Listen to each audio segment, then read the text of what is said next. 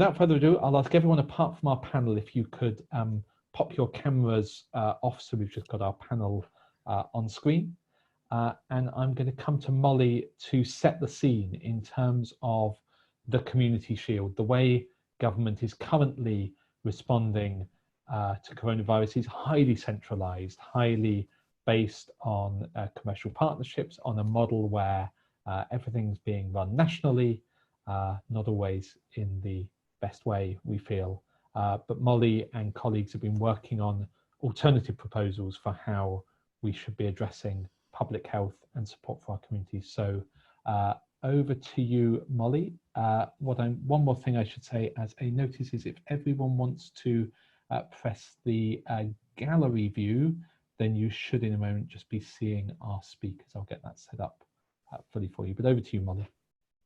Thank you very much, Tim.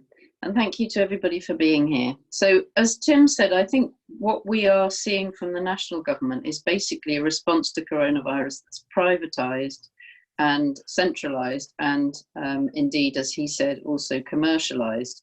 And it's very difficult in terms of what's happening in England, at least, to understand what the objectives are and whether it's incompetence or deliberate design.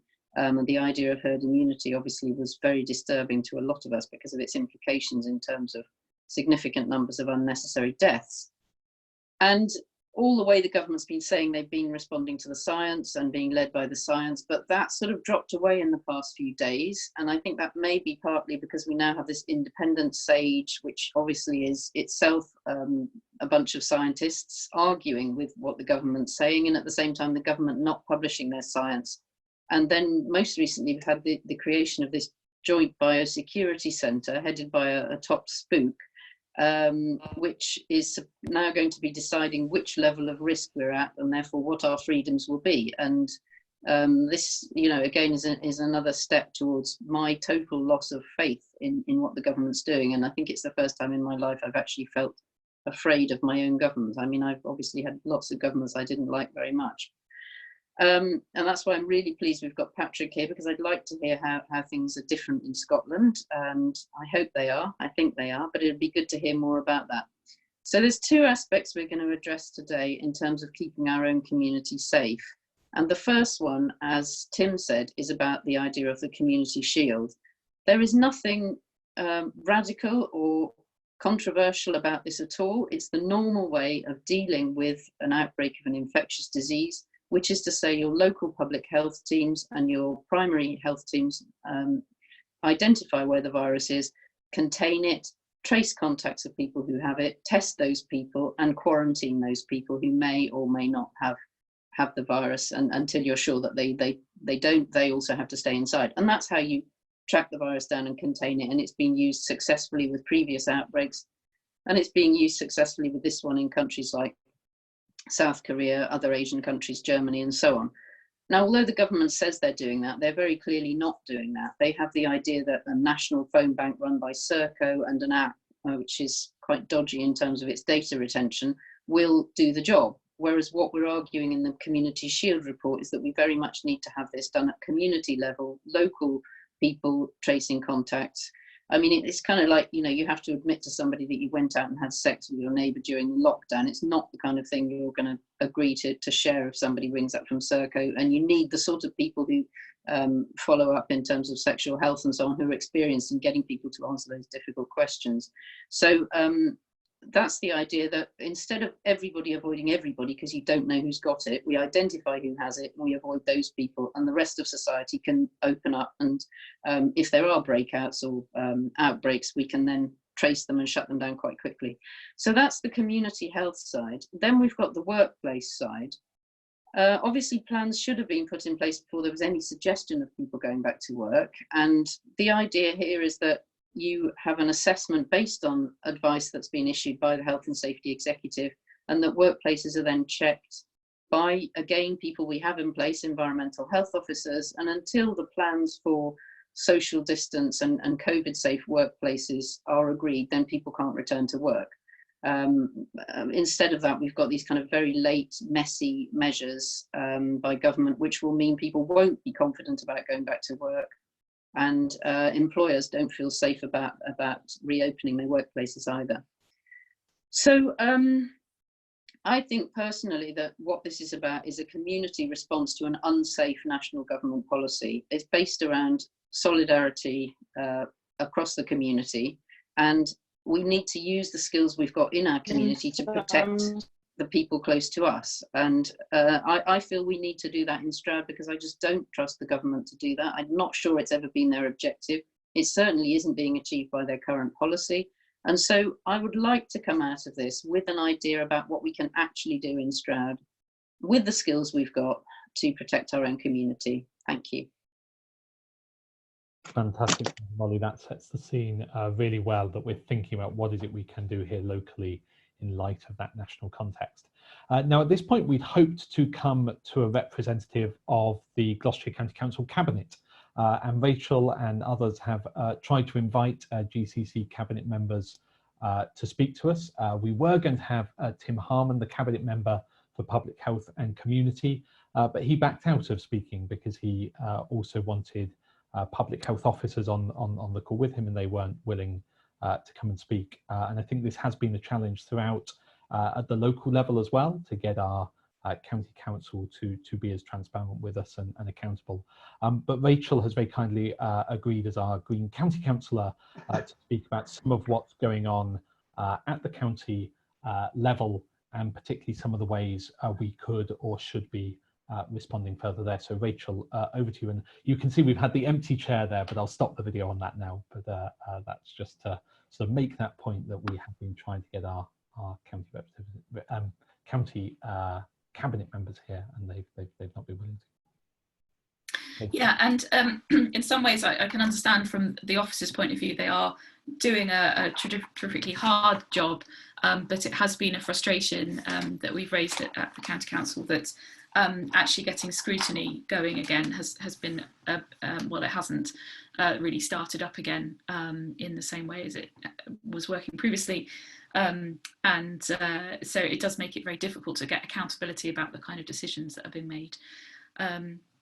So I just wanted to talk a little bit about what the County Council have been doing thus far. Just a very brief overview. I'm sure lots of you are very familiar with the things that the County Council is responsible for. One of the areas is children's services and schools. And just to say, they've been working with schools to keep them open for the children who need to be there. I think we've had over 1,000 new children register for free school meals as a result of the kind of economic hardship that families are finding themselves in. So that's been coordinated by the County Council.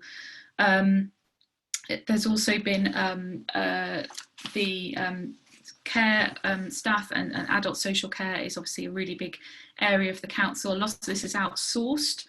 And there is a brokerage team that do a lot of the kind of comms and communication and that sort of thing between the sort of domiciliary care providers working in the county and in care homes as well. There's the Help Hub, which it was quite interesting. I thought in Mitch and Hampton and lots of other areas, the mutual aid groups sprouted up immediately.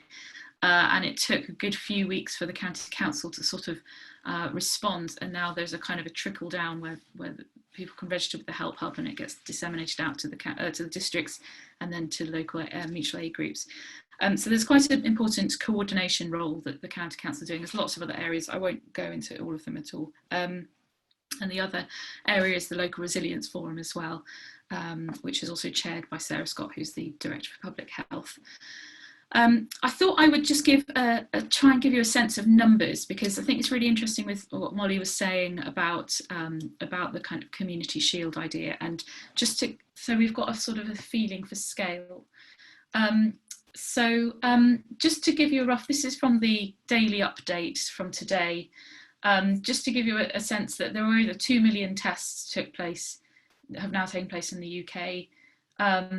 Total UK cases 226,000, total UK deaths now over 32,600.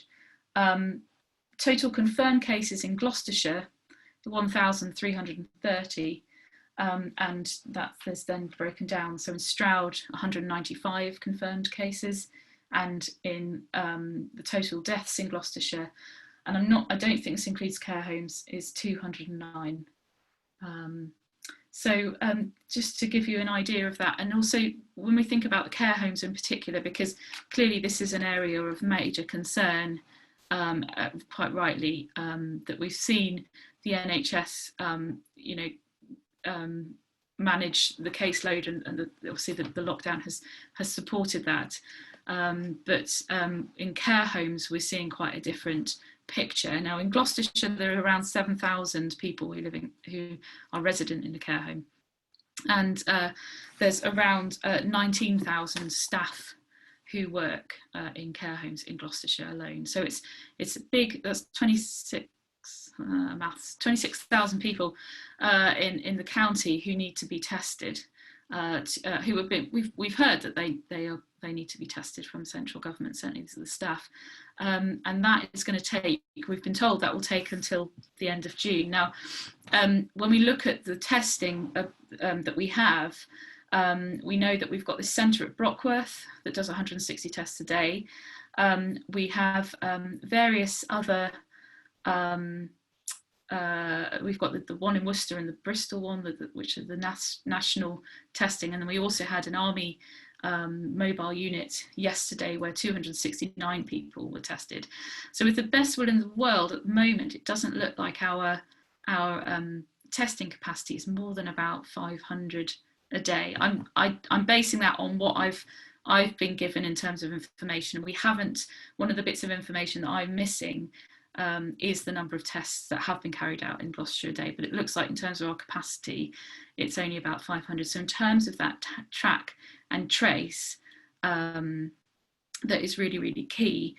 We're missing a really important component of that at the moment, and I think this is where the scrutiny at the County Council becomes really, really key to make sure we are holding feet to the fire on that. I think I'm going to leave that there because we're quite short for time. So, yeah. Thank you, Rachel. Really good to get a sense of the numbers there and the gap between the kind of goals and where we are right now. We wanted to come now to Patrick Harvie, and Patrick, very kindly, through the wonders of technology, means we can bring Patrick into a Stroud Green Party meeting or Stroud Green Party organised meeting. We wouldn't normally have that opportunity. Patrick is leader of the Scottish Greens, and as Molly mentioned earlier, north of the border, things have been happening somewhat differently at times. So, Patrick, what's been the picture there, and what are some of the actions going on that we should be learning about? Well, thanks very much, and thanks to Molly for asking me to come along and take part. I will have my wrist slapped, albeit from a distance, if I don't correct you and say co-leader rather than the leader. Yes, there's very little that's nice or enjoyable about the current situation, but one of the upsides is that we are all getting more used to being able to talk to one another over long distances, and I wouldn't otherwise be able to take part in a discussion with you about at the local level, but it's nice to be able to be with you in this format.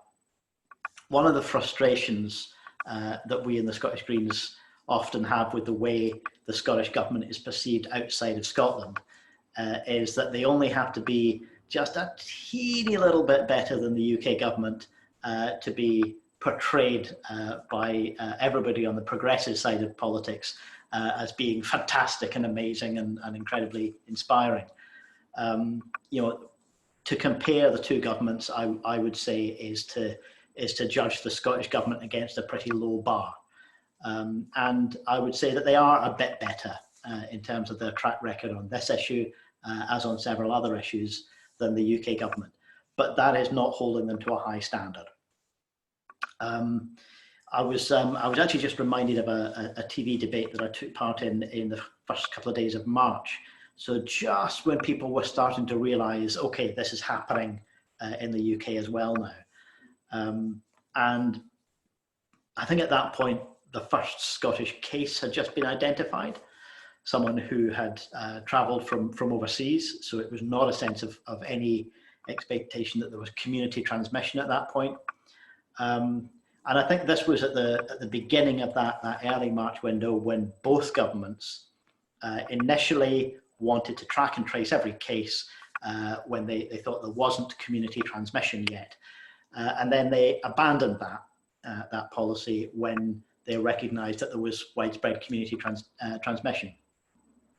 Now, at some point in the distant future, we will look back on this and try and figure out why decisions were made at various points. But pretty clearly, one of the factors is that we did not have the testing capacity, either in Scotland or in the whole UK, to do that track and trace once the virus started to spread in terms of community transmission, rather than people coming from overseas, coming from a hotspot.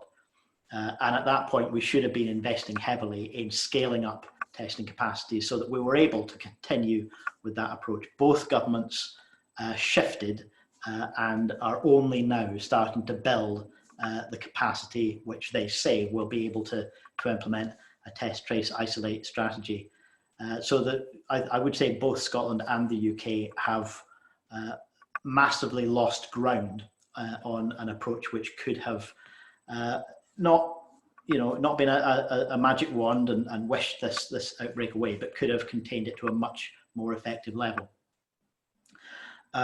We've been arguing to return to test, trace, isolate, or track and trace, or however you want to phrase it, for a good number of weeks now, and the Scottish Government did, I think about 10 days ago, issue a paper which finally fully committed to this as the strategy, and identified initially a need for 2,000 contact tracers to be recruited.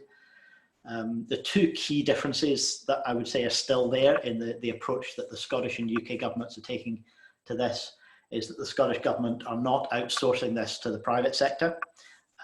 The contact tracers who are being recruited will be embedded within local public health context. I think that's the right approach. They're not in place yet, and the Scottish Government are saying that there will be enhanced contact tracing capacity in place by the end of May. That doesn't mean all 2,000 will be in place by the end of May. It doesn't mean that we will be able to fully implement a test, trace, isolate strategy by the end of May. It means that we're getting there. The second main difference is, although the Scottish Government are saying that technology, like an app, or whether it's the UK government's app or other uses of technology and data, will play a role, the emphasis is much more heavily on human beings, on, as was described earlier, that traditional kind of shoe leather public health approach, the people talking to people. Again, I think that's the right approach. I really, though, don't want to leave you with the impression that everything is rosy here. There are fundamental questions about how test, trace, isolate can be implemented, even once you recruit the people and you train them up and you've got them out there doing the work. Do you actually have the testing capacity? Scotland's testing capacity is somewhere between 8,000 and 10,000 a day. No one's quite sure. The figures keep shifting around, but we're only actually carrying out between a third and a half of those tests each day. The Scottish Government are finally, in the last week or so, saying that all care homes where there is a positive case, an identified case, the residents and staff will be tested. But what we need is to be routinely and repeatedly testing as a matter of course if we're going to actually identify where the outbreak is seeing local hotspots. So on testing, we've got a constraint, a sort of bottleneck, if you like. On contact tracing, we're not there yet in terms of recruitment and deployment. And on isolation as well. Isolating people is not a simple matter. People who have caring responsibilities in their family, people who have unsafe housing, unsafe home life, people who have multiple or complex health or disability needs, for example, a whole host of other factors. The actual practical implications of asking people to be isolated if they have been contact traced and are at risk of having been infected or being exposed to the virus is by no means simple, and we are not even close to being there in terms of being able to implement a test, trace, isolate strategy. Last thing I'll say, because I know we're short of time for the introductions, is there is also some better emphasis, some better rhetoric from the Scottish Government on what do we want to see in terms of recovery? What does recovery mean? The idea that getting back to normal is not what we want because normal was broken. Normal wasn't working for a lot of people. And the First Minister uses, the right rhetoric in terms of we want this to be an opportunity to build a fairer, greener and more equal society. She uses those very words. But the actual decisions that are being taken right now look like they're going to push us in the other direction. So they're bailing out landlords, they're not bailing out tenants. They've got a tax break for private schools to stop them from going under, but people in regular schools are having their exams graded because they can't do exams. They're having their marks graded in comparison with the school that they go to. So those going to deprived schools with a poor track record are being deliberately downgraded because of their background. On business support, on transport, on a whole host of other policy areas, we're seeing decisions now which risk locking us into a less fair, less free, less equal society as a result of this. So there's a real need, I think, for Greens and many others to be marshalling arguments that are positive and forward-looking about how this becomes an opportunity to build back better. Patrick, thank you ever so much. And I think there's lots in there for us to pick up on into discussion on both the gaps we've still got to deal with, the need to really think about the impacts on individuals and how our communities can respond to support those isolating, and that building back better point. Here I want to come to Richard.Dean, Dr. Richard.Dean, local GP, who gave us some great insights in one of our recent meetings about what's going on at the front line. So Richard, over to you to tell us a bit about what's the current situation and what, again, could we and should we be doing better at the community level?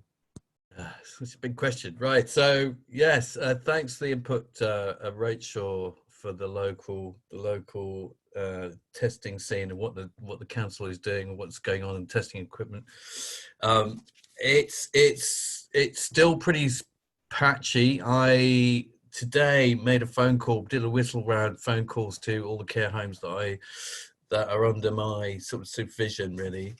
And I'm glad to say, that was yesterday, I'm glad to say they all said that they were having testing that day for all their residents and all their staff, regardless of whether they had symptoms or not, because this is the key. I mean, one of the things is getting this out there to obviously people who are most vulnerable. But the other part, the big key to the testing regime, is actually not limiting it to symptomatic cases, because as we have all heard, I'm sure, in the news and everywhere, is that this thing is carried around by people who've got absolutely nothing wrong with them. They have no snuffles, they have no cough, they have no cold, no fever, and you can only really get to grips with an epidemic of this kind when it is present in so many asymptomatic people, they call it. If you test people across the board, so it's everybody.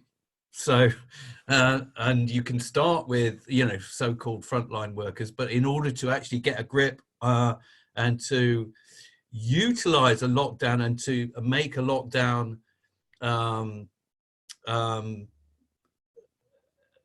as you're relaxing the controls on the lockdown, in order to keep control of the cases, you need to massively ramp up sorry to use the word ramp up, because I'm fed up with that word now and that phrase, because it hasn't been done. You need to be testing across the board to all kinds of people, whether in the front line or not, and then you can tell. And it's all to do linking it up with the contact tracing. So if you don't know somebody's got something, you can't isolate them. You can't do their contact tracing. Not that that's happening much anyway.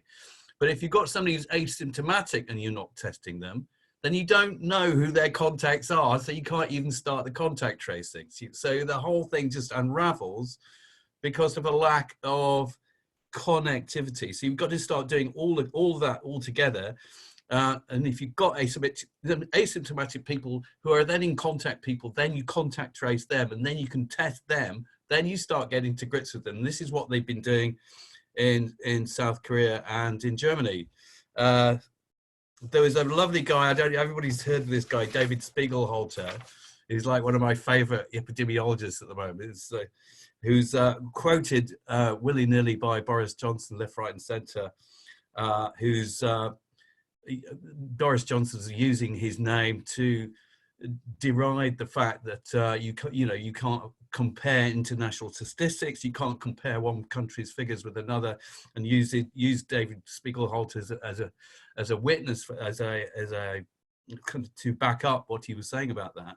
David Spiegelhalter went on numerous media outputs recently, and has said very clearly one very important thing. So if you take the last 5 weeks, you've got about 50,000 extra deaths, and about 30,000 of them are in care homes and in at home in the community, which is the sector that I deal with. And of those 30,000, probably only about 10,000 of those are actually linked in some way to COVID infections. So you've got 20,000 people, both in care homes and in communities. Community means people's homes, that are arising because of basically the shutdown of the entire NHS. So people are unaware of what's going on in the NHS at the moment, and it's quite sort of interesting and terrifying at the same time. It's basically gone to sleep. We've all been waiting for this tsunami of COVID infections, and all the routine work has stopped. So there is no routine referrals, there's no preventative referrals, there's no preventative routine clinics that normally stop people from getting into trouble.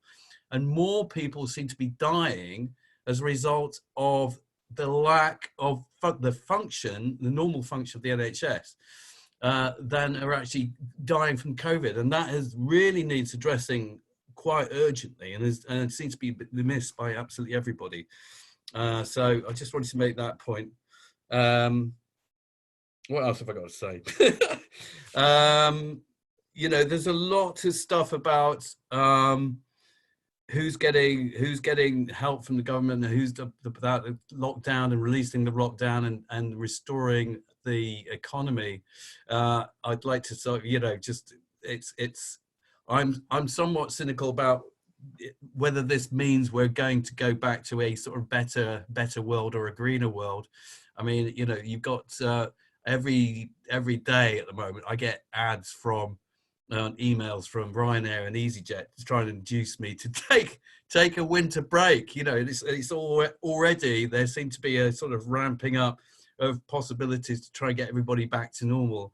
And I fear what's going to happen is that people are going to be making up for lost money, and that's all. The airline companies, the holiday companies, all this stuff is going to start ramping up as soon as the lockdown is eased, and we're going to be making up for all the lost opportunities, and people are going to throw themselves onto the beaches of the Caribbean or whatever, unfortunately. And I think that's partially understandable, but it's going to be a big disaster and make up for all the gains in terms of the CO2 levels in the production and the planet has massively dropped because of this whole thing, and that's all going to shoot up again. I think that's my plan. That's my feeling about it.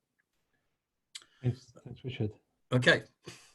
So I think what we're seeing is some real themes coming out across what we're hearing around the need for transparency, the testing, tracing, the need to transform some of our response, and that really key point around just wider community health. It's not just people suffering from COVID-19, it's all those other people not receiving support. And I think that's a really key thing for us to pick up in discussions with Molly's challenge of what can our communities do.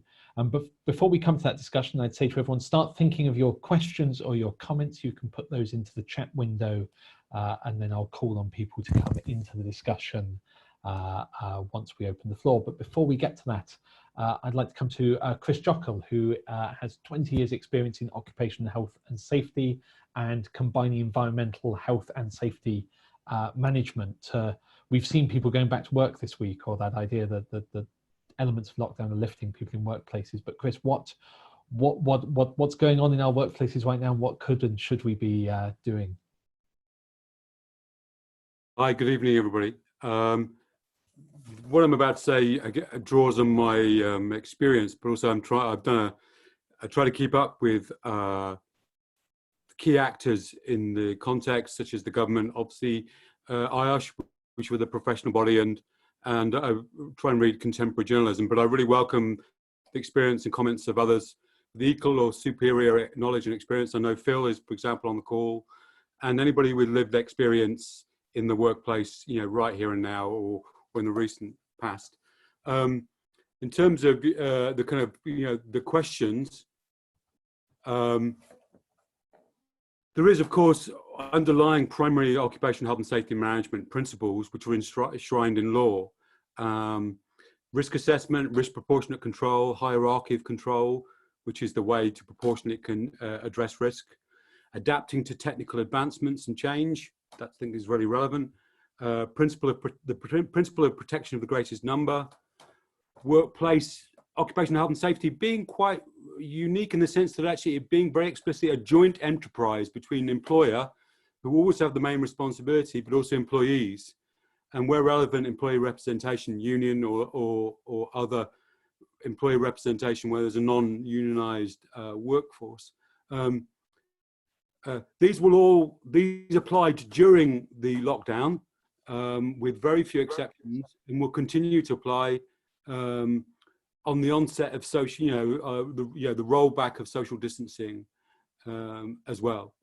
Of course, there's the much quoted Section 44. Everybody's an expert, of course, now. Section 44 of the Health and Safety at Work Act, which gives employees the right to stop work if they reasonably believe that they or their family are in danger. I guess I would comment about that. That assumes a certain level of knowledge and empowerment in the power of relationships, which are in the workplace and in wider society. Workplaces aren't somewhere different in terms of the way people act with high level of consciousness around power relationships. There's a specific occupational health and safety requirement to treat employees as individuals in the workplace, whether they're working in a workplace, normal workplace, or from home, as far as reasonably practicable. That means adapting the workplace, the station, the patterns of work to individuals, but especially regard to individual groups, so-called vulnerable groups, pregnant women, those with disabilities, and also the young as well, which often get missed out. Of course, there are also disability and equality laws that require further regional adaptations, and let's call it family-friendly laws, which require considerable consideration of flexible working hours for those who request it.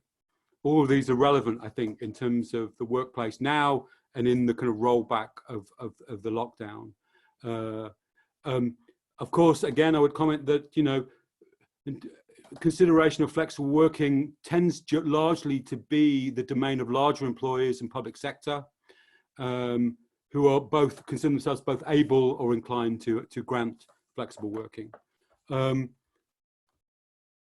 I would say, on a kind of best practice perspective, I'm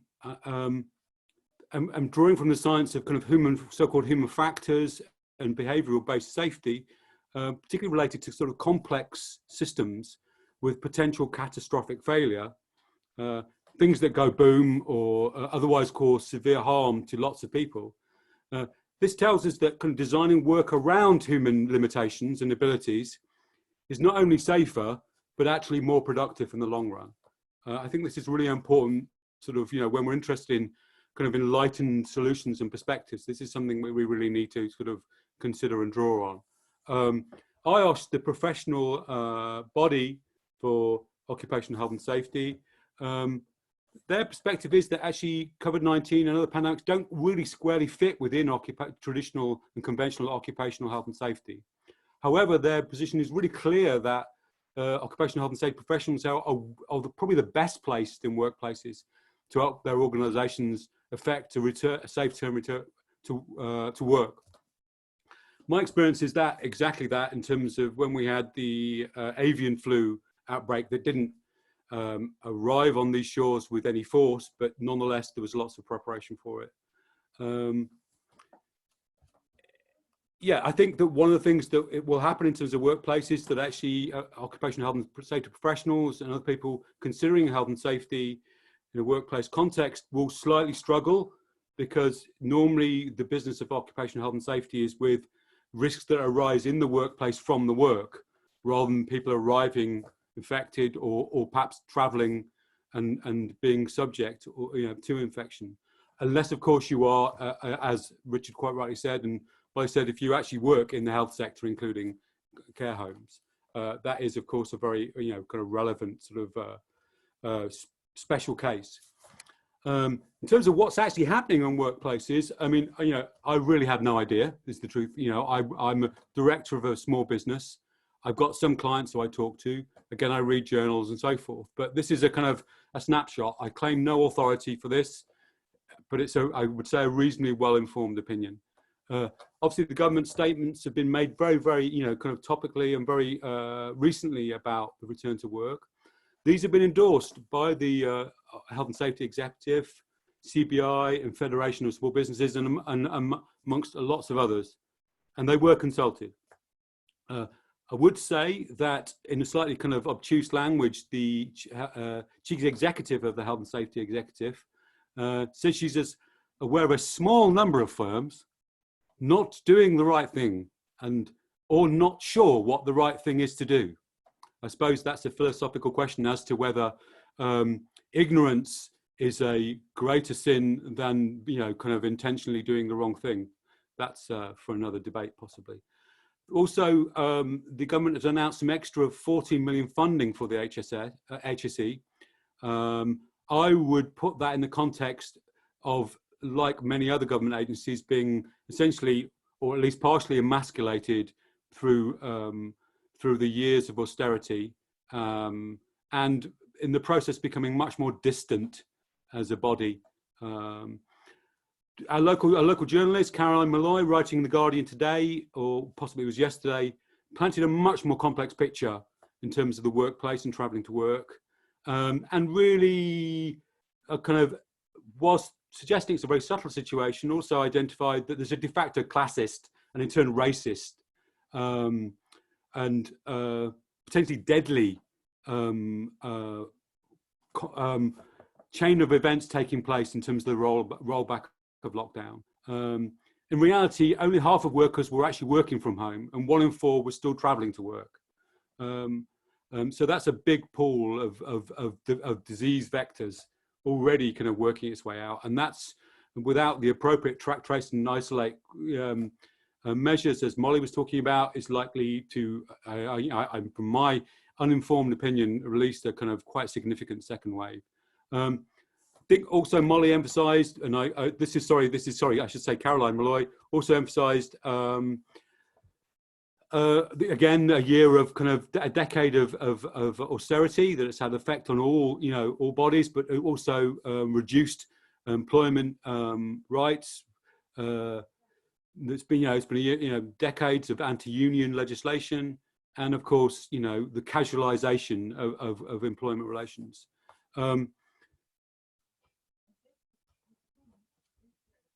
Excuse me a second. Anecdotally, with my clients, the few that I still have, I've been working, for example, with a startup PPE manufacturer who've been, amongst other things, wrestling with government bureaucracy.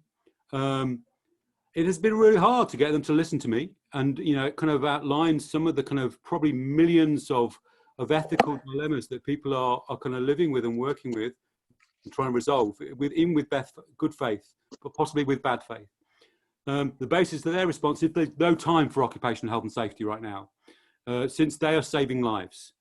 And any time they spend on occupational health or safety, someone dies. That's a very specific circumstances, I know, but it kind of starts to indicate some of the complex dilemmas that even small organisations are suffering. And in terms of my own business, again, really complex risk assessment and control issues. We're getting a bit of background sort of there somewhere. Okay. Thanks. And then got about 30 seconds left, Chris. Okay, thanks a lot. Then moving on to what we can be doing. I think that in terms of businesses, that are part of the step one of the business reopening. The good ones, of course, have already got really good sort of disciplined, rules-based systems around PPE and industrial hygiene, but of course, which they'll be able to adapt. But as with ever, the bad ones will be laggards, and they won't do it, and they won't know how to do it. The best practices that already exist in terms of consultation with employees matter more than ever. I'll swiftly move on to what we can do more locally and individually, I think, because as being a kind of probably the main focus of this session. I think it's really important that employees know their occupational health and safety rights and other employment rights, and the importance of unions and their constructive engagement. I think we really need to support small to medium-sized enterprises to wade through the complexity, to do the right thing, those who want to do the right thing. There's a really good IOSH top 10 tips for unlocking the new normal, which I suggest that we advocate, which, really I think this is one of the situations, because it's so complex and changing, it's a very grey situation, that intelligent applications of general principles may be more useful than hard rules, because it's changing so quickly. I think we need to support employees to know their rights and how to exercise them, and support them in exercising them. I think we need to have willingness to report and whistleblow in order to support them in the cases where there's reckless and grossly negligent behaviour. And picking up on Molly's point, and this is my last kind of comment really, I think, yes, absolutely there should be inspection. There should be a checking regime by environmental health officers or the HSE. Should be active checking of workplaces. And I would say also to be involved in that checking process, trusted community stakeholders and interested parties. They should be also part of that checking process, because we know that actually in this world of fake news, we need authoritative and sources of information and trusted sources of information. And often, as Molly indicated, those are people you know and who live near you, not just people who are in officialdom. Fantastic, thank you, Chris. And that really brings us back full circle at the end there to that local dimension of what's the role that our communities play in trustworthy response and trusted response. What's the role we both play individually and collectively. So in a moment, I'm going to come to Martin Whiteside, who's got a brief bit to share on some more of the local workplace safety work, and then going to come to Molly to just start our discussions on local responses. But as we come to Martin, who I'll invite to put his camera on and speak in a second, I'd like to invite you all to just reflect on those responses. So we've heard some of the big challenges, and some of these problems can seem massive. As Chris said, they're really complicated challenges to deal with. It can feel very disempowering right now when we face these challenges, but there are also things we can do individually, in small groups, and collectively, and that's been the history of green and progressive political action over the decades. So please think about that as you hear from others. Put in your comments and put in your questions in the chat window, which you can access from the bottom of the screen on a PC or I think at the top of the screen on mobile. But Martin, did you want to come in on that particular local health issue? Yes, please. And I think you have to turn my video back on because you turned it off. Okay. Oh, I've got to find you now, Martin. Okay. Yes, I will. There should be a video button for you to click at the bottom. Thank you. And just to say, the Greens on the District Council have been pushing extremely hard to make the District Council Environmental Health Service realise its responsibility and step up that responsibility in terms of workplace safety.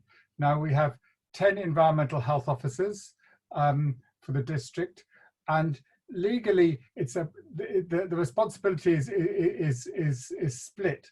The District Council Environmental Health has responsibility for shops, offices,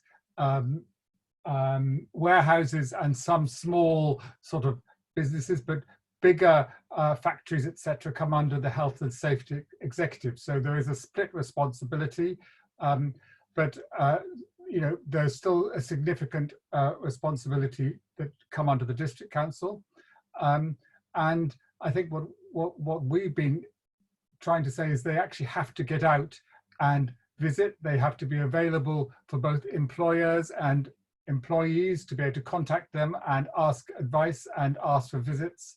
And it also, they need to be a route for whistleblowers, whether they're in the community or whether they're in as employees, to contact people. So this is really, really essential, and it has been extremely difficult to get the other parties and the officers to really step up. But I think we're getting there.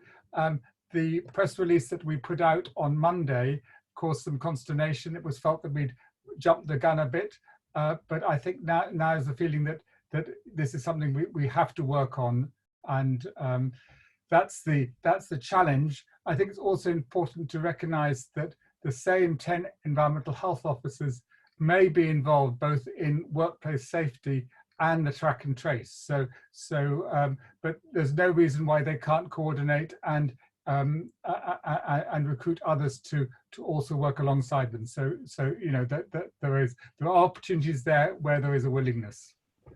Fantastic, thank you, Martin.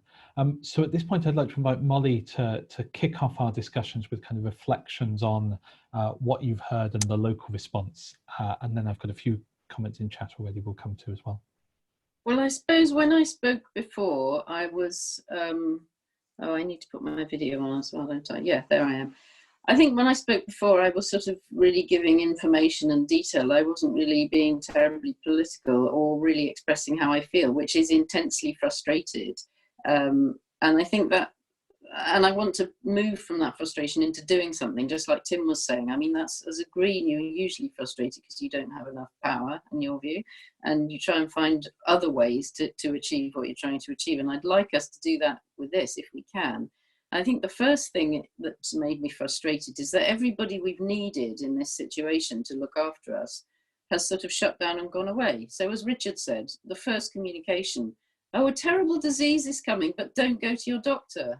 It was just completely mystifying. And I know they didn't want to infect other people, fine. But in fact, people who were ill were sent home to be on their own, which I think is quite a terrifying prospect. And people who weren't ill with COVID didn't go to their doctors and died of other things. So something has gone terribly badly wrong there. And there was sort of very small echo of the same thing with our environmental health officers, who I understand were told not to go out and inspect workplaces because they might risk getting ill themselves. It's sort of, I don't know, it was really useful what Martin said there. But so I think that's the first thing. It's like we have experts in our community who can help us, but somehow they're not doing these things. And I think part of that is also about power and the fact that they've been deliberately disempowered by this centralisation of organisation by the government. And so Public Health England, for example, everything went through Public Health England rather than through local public health teams or local authority teams. I think that was a terrible mistake. But I think then, like Sarah Scott isn't prepared to take on that responsibility. Obviously, she doesn't have money to do it either, but she feels she has to defer to the government and to Public Health England. So everybody's waiting for the government to tell them to do this. But if it's the government plan that lots of us are going to die of this and they're never going to do it, then that isn't really very helpful. Perhaps I'm too, dramatic about that, but I certainly don't get the sense that the government is going to fund our public health departments and relinquish power so that they can do the shoe leather track and trace that is the way to stop this disease. So I think we have to do what we can ourselves in that way. And what do we need to make that happen? We obviously need skilled, expert people. I would say particularly doctors and retired public health people. I'm not sure who we have in our community, but I think, that's where we need to start. Then we need time. And I think we have a lot of people, it's an amazingly positive community here. I think we do have people who will be prepared to put that time in if they could be trained in a skilled way. Then you have the whole problem with confidentiality and data, which is a serious problem. But I would like to see that we could map parts of our town where we don't, where we know we don't have any cases, and start to build a picture of where the cases are. And I know right across the world where they've had nasty, big scale outbreaks of this disease, there have been examples of communities where a public health official or an epidemiologist has ignored the government, has just said, I'm going to keep my community safe, set up testing regimes, done this kind of work. We've seen the GPs in Sheffield that are doing this. I would really like to hope that we could do something similar in Stroud. We're used to doing things for ourselves. We're used to acting as a community. We've got a appalling government and we've got a Tory county, but we do run the district council here and we do have lots of skilled and useful people and a huge amount of community spirit. So I would like us to move towards turning all of that into something useful to protect our community. There's a really good challenge there for our discussion. With that big community picture in mind, I'm going to come to our panel, but I'm also going to put two other questions in the mix and see if panelists want to respond to them. So we've had some questions about what choices individuals can make. So I think Nadine was bringing in a comment. I don't know if Nadine, you want to come on voice to ask your question? So the question is, in my particular case, it's a Syrian family who have got children in primary school, and the mother's really worried about schools opening in June. And is there anything parents can do if they feel it's not safe to send their children to school? Have they got the right to keep them at home? And we had a related kind of comment from Tricia, I think, about what advice and support is there for people who feel they're being pressured to go back to work, or having IT, for example, withheld that could allow them to work from home, but they're not being able to. So two questions there about the individual choices, but also Molly's kind of challenge about the community. I don't know if any of our panelists want to share some reflections or responses. Well, I can come in quickly on Nadine's question, because the government has been very clear. I heard, I can't remember who it was saying this, that you will not be penalised if you don't send your children to school. So the answer is parents still have the right. We wait to see whether that's true, but that was said.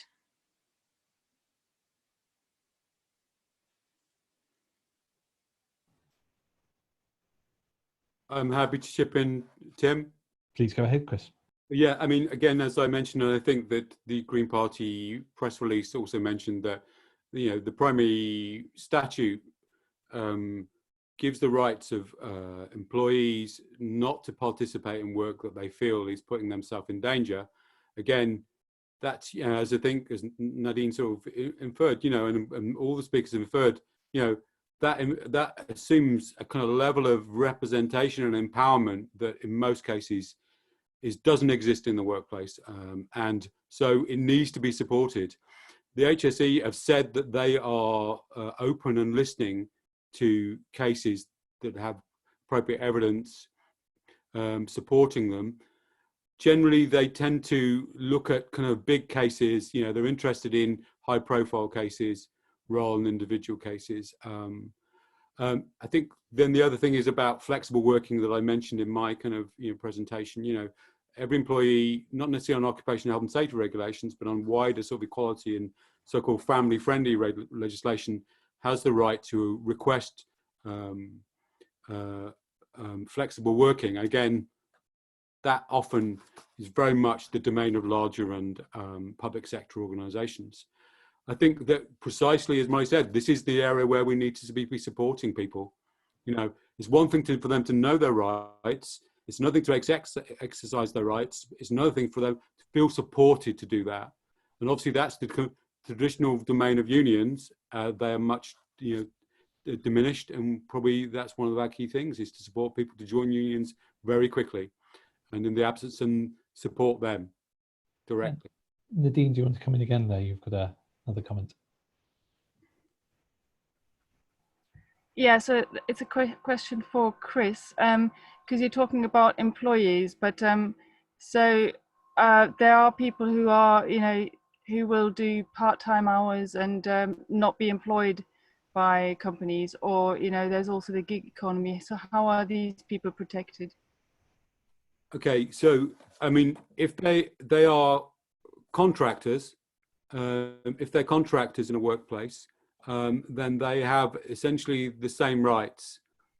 There's a wide misconception and common practice not to give contractors the same rights. They have de facto the same rights in terms of safety. Their right of redress might be different, but they do in fact have the same rights, and their routes of redress may be different, but they do in fact have the same rights. Yeah, it is. I mean, obviously, we're talking about very quickly about the gig economy here, where, again, the rights of redress that are actually embodied and built into the workplace are kind of few and far, and obviously that again is a real challenge. And that's where I think that we, as political parties and third sector organisations and unions, need to support them directly. Maybe then I want to pick up on a theme Molly raised in the framing around the shift from kind of top-down protectionist approach to an approach based on solidarity. That could be both solidarity as fellow workers, as customers, as community members. So maybe, as I haven't got other questions in the chat, people please do put your questions in, but if I can put to each of the panel, what are the actions of solidarity you're seeing that are giving you hope about the ways we can respond, or the places you think we need to be acting with more solidarity? And maybe I can ask for a volunteer to come in first on that. Yeah, I've got a few things to say about that, I think. I think Chris mentioned this as well. I mean, there's been some great response with respect to PPE and supply to PPA. We were really struggling to get anything at one stage, and it was really getting quite ridiculous that we're just putting ourselves at risk all the time. And we were approached by lots of local industries. We got some scrubs delivered by a local dental surgery. We had a local entrepreneur just came forward with some face visors, who just with very kindly offered us just as home invented kind of kit that they just adapted what they were making on the production line to produce these face visors with a simple piece of plastic and some foam just to put over. And that was a really sort of, you can do a lot of these things locally.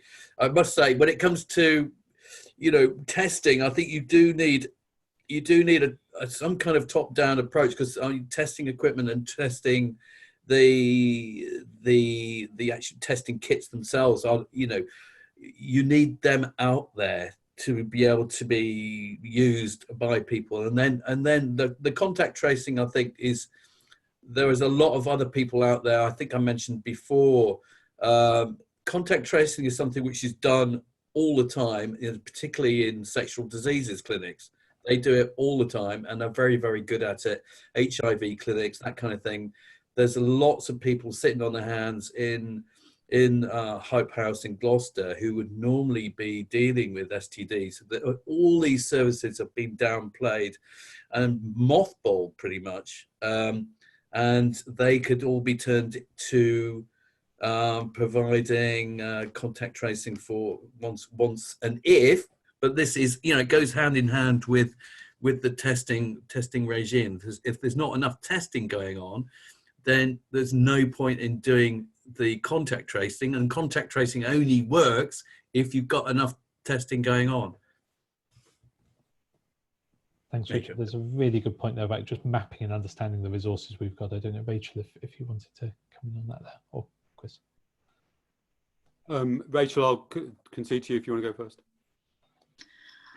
Yeah, just on the solidarity question, and I think this is the point that I've made in some of these difficult conversations we've had at the county council on this, is the sense that there are large swathes of our community that are going to be left behind, left indoors for a really, just when in my day job, I'm a music therapist, and I work in care homes, or not at the moment, and I work with a lot of these vulnerable groups, and it's deeply troubling to think those people are going to be, I'm okay, I'm healthy in my 30s.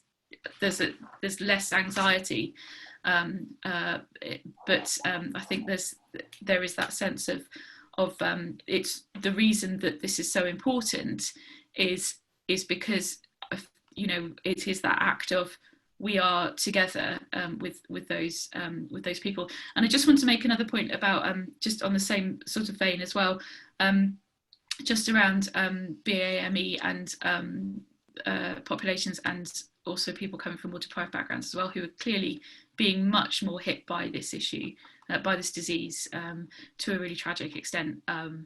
The ONS figures coming back to Gloucestershire show that that is the case here in Gloucestershire as well. So it's really important that when we think about solidarity, it's great up in Minchinhampton, it's all pretty, you know, it's all good and everyone's shopping for each other and it's all really nice. But I think there's this kind of a much deeper soul searching around equality that needs to take place, particularly around, anyway, I could go on. A really good question there. As we're potentially able to travel slightly further, should we be using that to show solidarity with those other communities who maybe will be getting to that exhaustion point on their local resources? And that can be just even in our own town. Which parts of our town have those active community groups? Which parts have people who, forced back to work, won't have as many to support in their area? Chris, Tim, I come to you. Yeah, can I just make a very brief point? I just want to strike a kind of note of moderate caution on small-scale supply of PPE. I have no doubt whatsoever, and again, I'm supporting one such organisation. There are lots of good people doing good things, and you know that I personally and professionally kind of go a long way on to accommodate that. But I would strike a note of caution in the sense that actually the supply of PPE is subject, and the design of PPE is subject to quite significant laws. You know, in some cases they are considered to be medical devices and standards, and equally they're subject to workplace laws in terms of the fit of them and so forth, faith fit, the design of them and so forth, you know, the compatibility with other PPE. And what I would also strike a note is that actually we were in strange times, and you know, we've been asked to look back at the behaviour of people in the Second World War recently. Well, a not so well publicised aspect of the Second World War was black marketeering, you know, and the PPE regulations were revised quite recently because there was a flood of counterfeit PPE in the marketplace, considerably cheaper than the normally priced and specified PPE, and it was there, and it's been tightened up. And I guess, you know, we have to be cautious that there might be, you know, some seriously dodgy people selling things that actually will do more harm than good. Just striking a note here. That's really useful, Chris. Patrick, do you have any thoughts on that wider solidarity kind of point, or any other themes that are coming up? Yeah, I'm obviously going to not necessarily get into some of the local issues about your own community. I'll reflect on some of the things that I see here. We do see people, yes, trying to step up and volunteer and contribute something more than just you know, clapping on their doorstep in that kind of slightly wearily symbolic way, which, you know, I think a lot of people appreciate. But it's I think a lot of people do have a genuine strong sense of wanting to do more. Little things like people who can afford to carry on paying somebody for goods or services that they're not getting anymore, continuing to do so. I think there's a real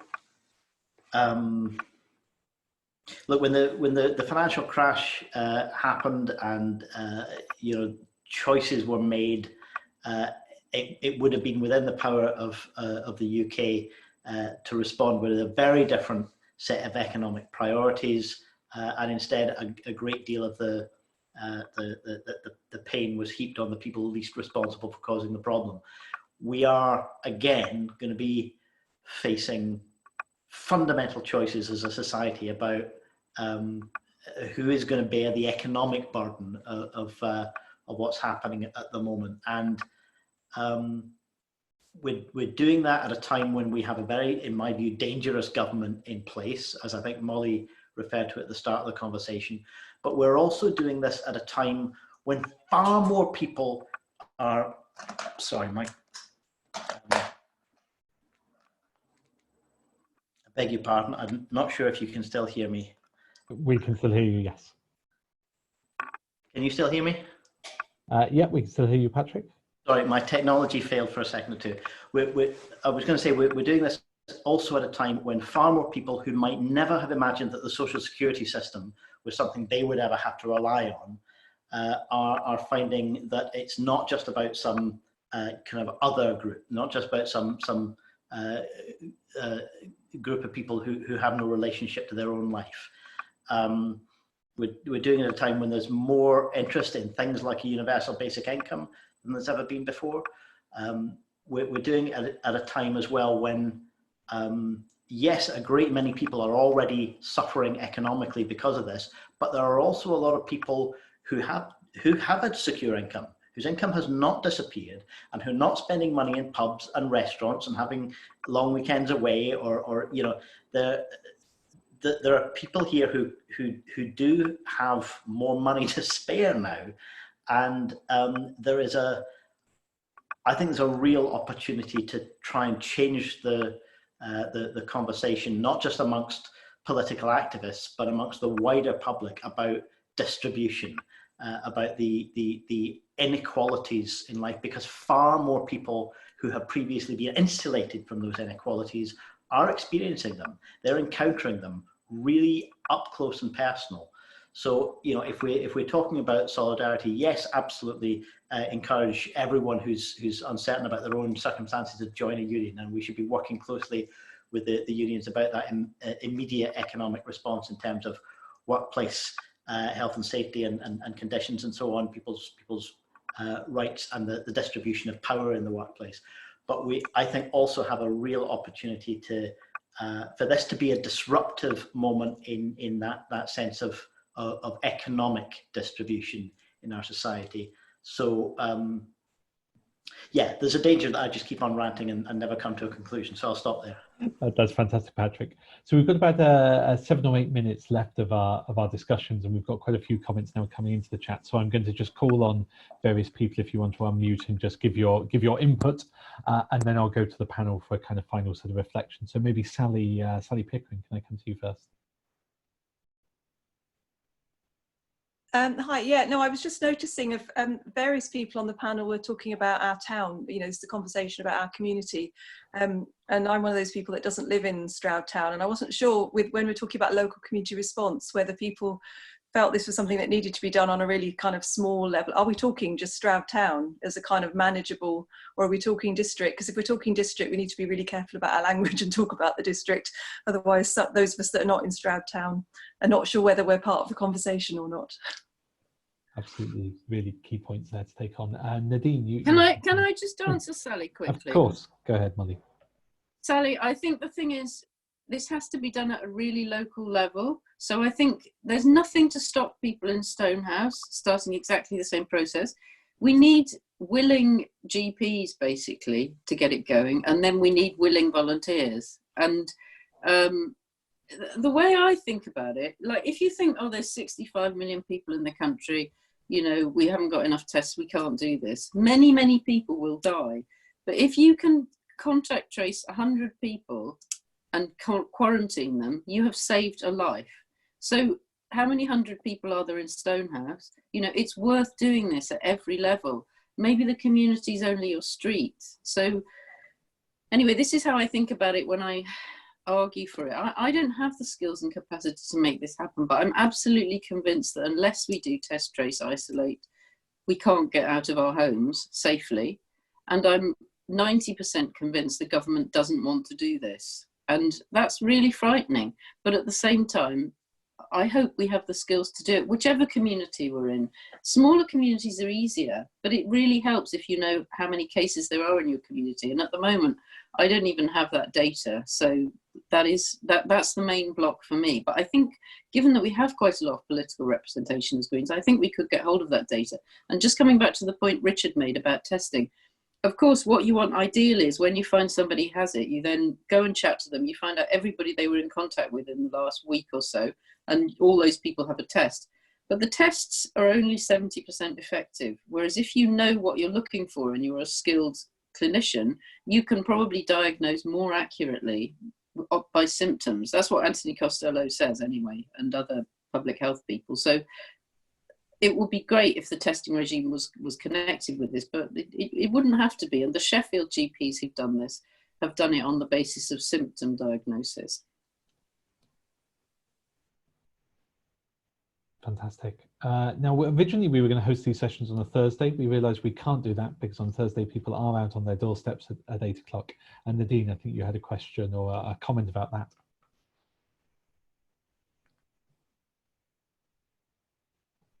When you find the mute button. Yeah, I'm just wondering that, you know, people are willing to do, you know, they acknowledge, you know, the key workers are doing this amazing job, but really what is needed is the recognition in, you know, in their wages, you know, or, you know, what they do. So how can we translate the solidarity that's being shown now to then into action at a later stage?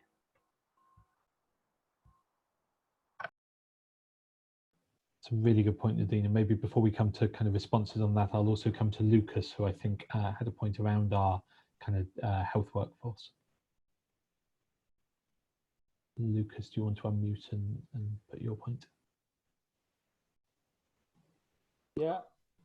So basically my point is that what I hear is from Martin Whiteside, from Paul Doctor, from Rachel, that there's actually professionals who are not fully employed at the moment, who can't do their normal occupation and can contact trace, for example, the experts in the HIV centers and so on. So how can we bring those all together? And there is an element of authority required. I think either the town council or district council says, we are going to do this. So I'm quite happy to possibly put a motion forward to the town council.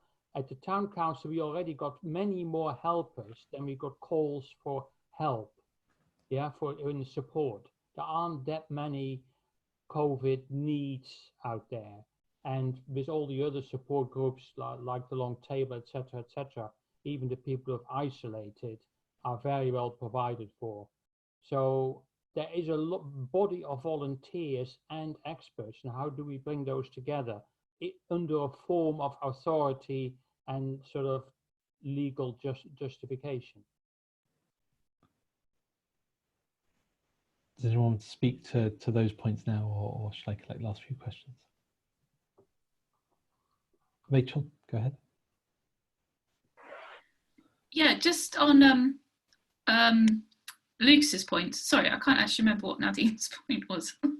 What the question was, but so if we could repeat that. But for Lucas's, I think my understanding is, and again, as I said, we sort of had these discussions going at the county council where the public health function sits, and that I think my sense is.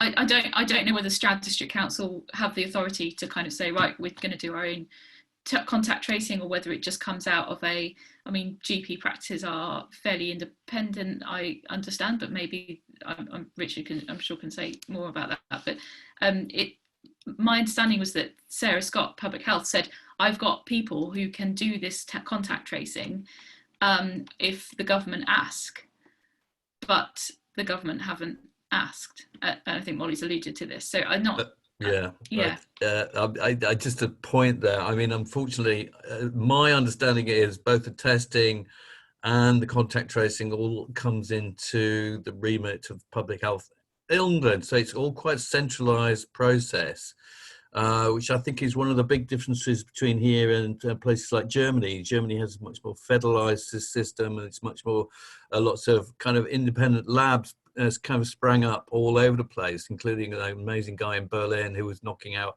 2 million tests a day, to get the whole testing regime. It wasn't dictated to, but centrally, and there was a lot more freedom allowed. And as far as I know, there's the same, unfortunately, applies to contact tracing. It's a great idea in principle. On the 111 data, sorry to button that Molly's just mentioned, I raised this with the public health director, and it just drew a total blank. So it's and without this kind of scrutiny, it's been really hard to get kind of real answers in terms of, is that because they don't know, and actually they're not having those ideas. Or is it just a kind of a they are acting on this political decision just not to do it, so they just won't engage. Well, maybe Rachel and Richard and me could chat about that offline, because I got as far as going into the database and it said to me, you can't access this because you don't have an Okta account.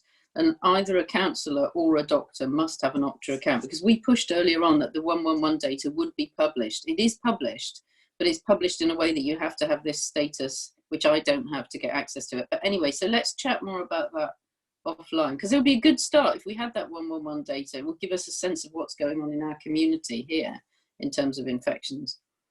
I think abusing chair's privilege and wearing my day job hat, I think we do have a lot of resource in Stroud of people who understand the health data ecosystem that we could try and draw on to have a follow-up conversation on that, so we can at least understand some more of the data. So I've got I'm going to let's go a few moments over time and just take a last few comments and questions. Chris McFarling, I think, had a question on how long is this all going to go on, I guess. Chris, do you want to put that?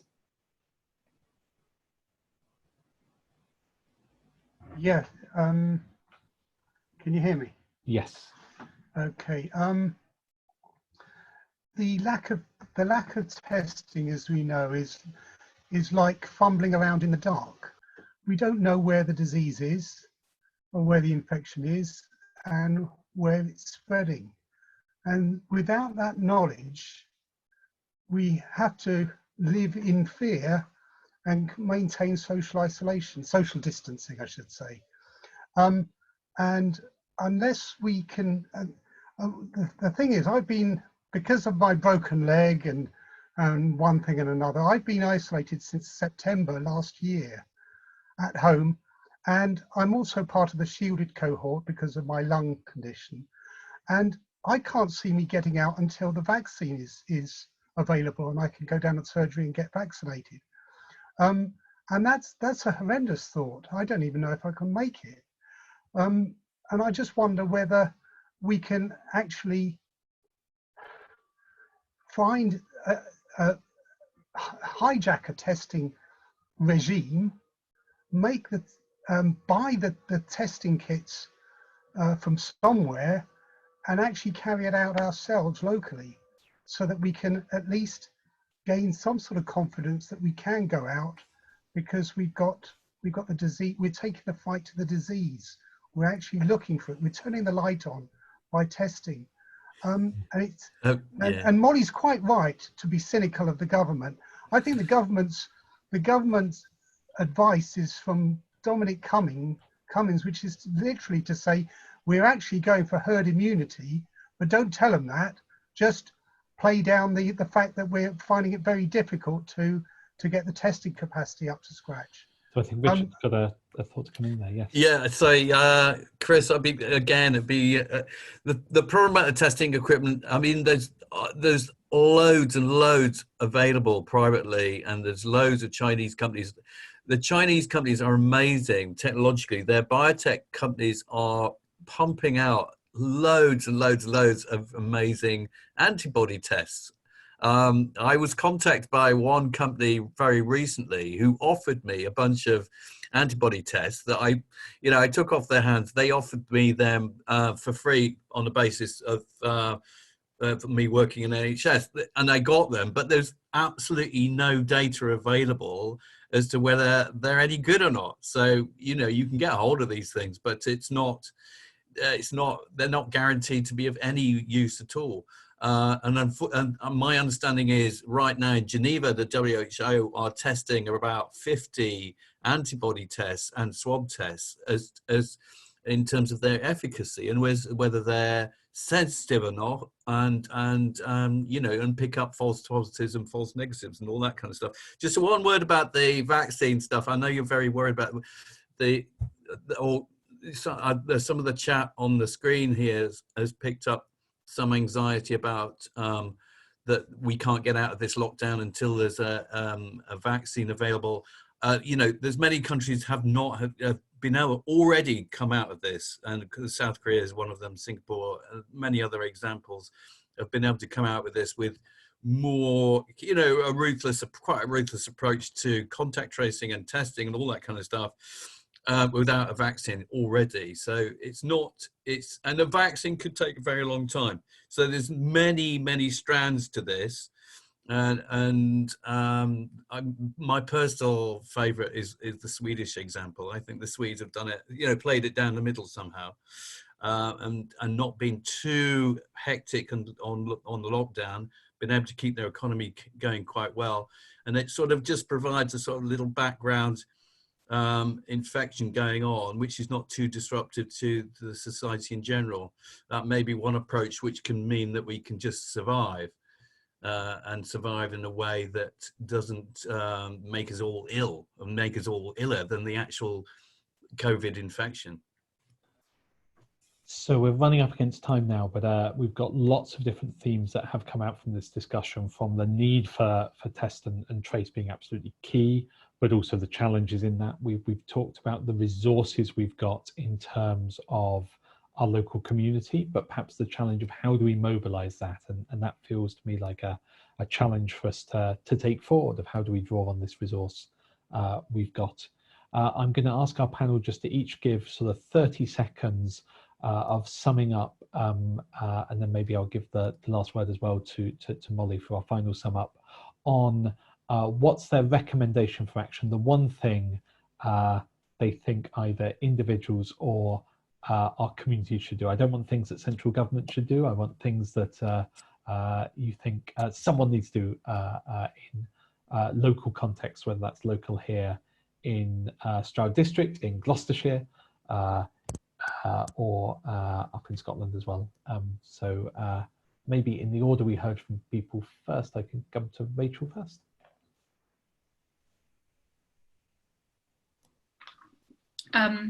Something that we can do. I think it is about the if you're in the position to do so, because obviously financially things are really different for lots of different people, and I think the point about continuing to use your local shops and the amazing kind of I mean, we are really lucky in Gloucestershire, and particularly in Stroud with farmers market and that kind of thing, which means that we are kind of able to access local food. But I think kind of that idea that how you spend your money is an important way of solidarity and support, and it is kind of like a vote in a way as well. So I think it is quite important to keep using the resources we have to keep that kind of building back better. Sorry, I've just seen the nice COVID dowser. Sorry. Yep. So apart from dowsing for COVID, which has been suggested by Martin and Jackie, Patrick, what are the actions you're pushing for? I suppose this is the question that everybody hates at the end: is what is the one thing? Obviously there isn't one thing that is going to fix this or necessarily even make it easier. I think the big challenge for us all, and I'm not going to pretend that I know how to meet this challenge, is how do we sustain, how do we lock in the sense of communities wanting to look after one another? How do we establish that for the long term, so that as we do come through this, we don't leave behind that sense that looking after one another matters more than competing with one another, that caring is valuable work and needs to be given its proper status in society. So the really big challenge, I think, for us is to look at what people are doing now and ask, how do we make that permanent? How do we make that? How do we lock that in for the long term, so that whatever silver linings do come out of this turn out to be long-term benefits that enrich our society, rather than just got us through a rough patch. Sorry, that's not very specific, but no, that's really strong. Richard. Yeah, I think we need to. I think we have got great resources locally. I think to make up for the deficit of what the government is not doing locally. I think the whole idea of bringing testing and and contact tracing locally is a great idea. As I say, I think there is going to be resistance to that, but I think you know, I think local action, local pressure can change that. And yes, and I think it's all going to end soon.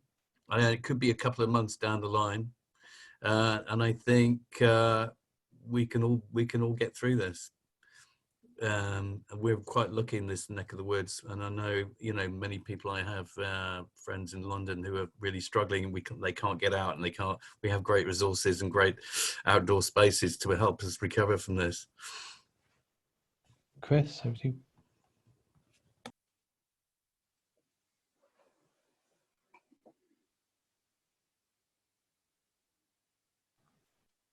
Firstly, I guess what I would say is that I'm really, really proud of to be invited on this panel, and really inspired by the other speakers' comments and ideas.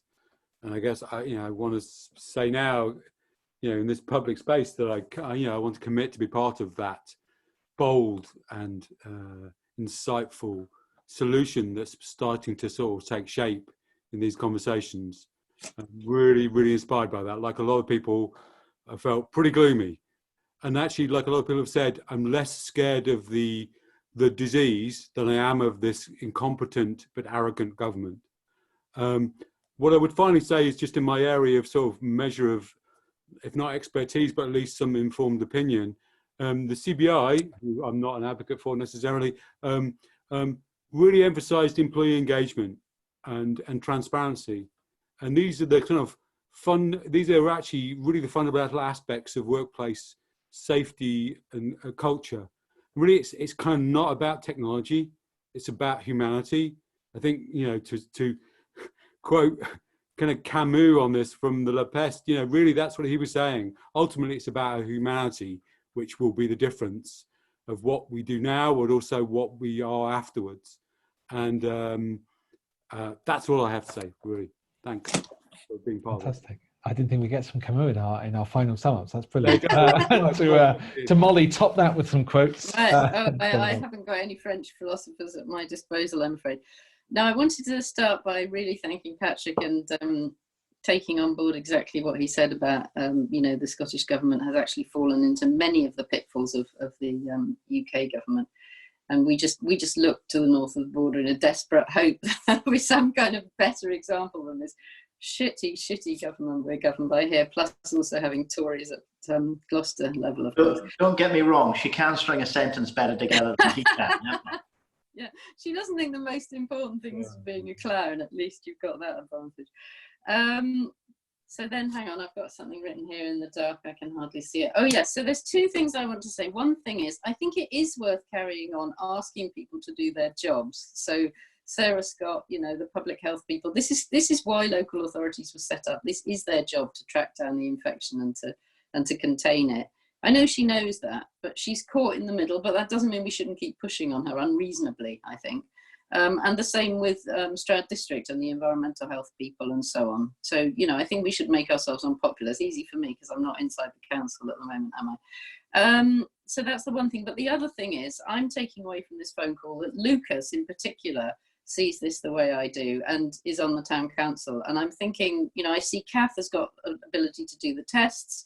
I see that Lucas is thinking about how we could organise this politically. So that gives me a little bit of hope that maybe we're taking a step forward in terms of actually getting something organised here in Stroud. So I'll be thinking about that more in the morning.